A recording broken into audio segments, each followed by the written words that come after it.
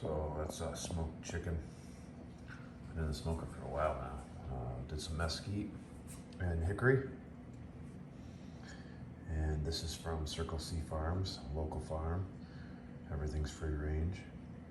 Got some Tony Sachery's, the one that's got some parsley on it, so we can tell the difference. That is as well, I believe. And those are the legs. And we also used Circle C's, I think it's like fire and smoke or hot seasoning, whatever.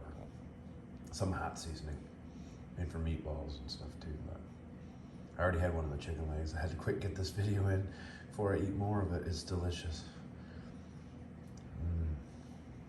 Definitely love using the smoker. It's always a good time.